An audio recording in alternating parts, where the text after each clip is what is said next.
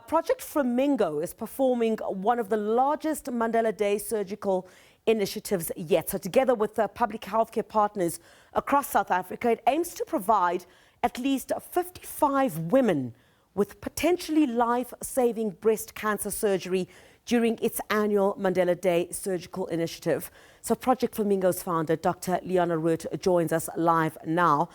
Doc, thank you so much for your time. We really, really do appreciate it. I mean, the name Flamingo is a usual name, but how does the name relate to what you do and this specific initiative? Very interesting. Yeah, so Project Flamingo will be 16 years old this year. And when we started it, me and a group of friends and colleagues were looking for a bird that could represent what we're trying to do. Fun, pink, of course, for breast cancer. Never thinking that, we would sit here 16 years later with a fully fledged NGO. So Project Flamingo, fun, fabulous, and hopefully making a lasting impact in the lives of patients.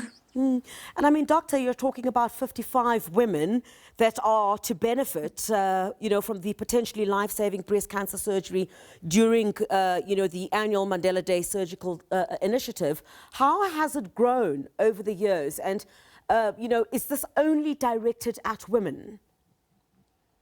Oh, no. So it's anybody with a breast cancer diagnosis. So it includes men as well.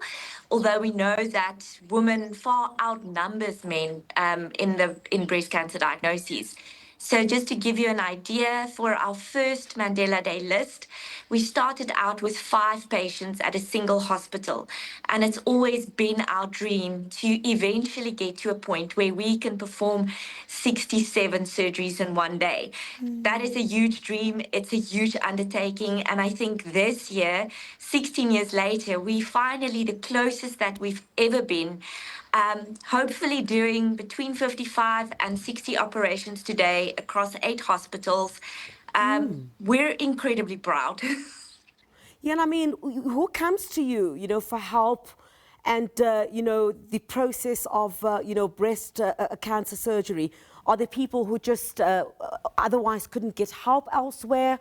Or is a list provided of people who cannot really access this kind of help, and then you're able to select, who is in dire need of assistance? Yeah, I think the other reason why this project has survived for 16 years is because we truly see ourselves as partners of the public healthcare system. So we embed ourselves in our partner hospitals, in the breast oncology units. And we take hands with the clinicians and with hospital management at these specific hospitals. And we then aim to provide help in many ways, not just with the surgeries, to identified patients by these hospitals. So we are sure that these patients remain in a system where they can be followed up, where they can also receive the rest of their treatment, and that the help doesn't just simply end with a surgery. So this partnership and this really becoming an arm of strength in the public healthcare sector has been very special, and I really think part of our success. And I was just about to get to that. I mean, if you have some of the potential, patients that live in far-flung areas, and after the surgery, of course, they still need some attention. How do you partner with other institutions in other areas to ensure that you're able to provide exactly what you say is the healthcare or assistance even after the surgery itself has been conducted? Yes, so that's an incredibly important question, and I think something that we focused on much more, and what we call healthcare system strengthening. What we realize how incredibly important decentralized services in South Africa is to make sure we reach patients, to continue education of our healthcare workers that work on a primary care level, not only to recognize cancer and danger symptoms, to get patients referred as soon as possible, but when they are in remission, when they are in the maintenance phase of their treatment, so that they have the capacity and the ability to actually look after these patients.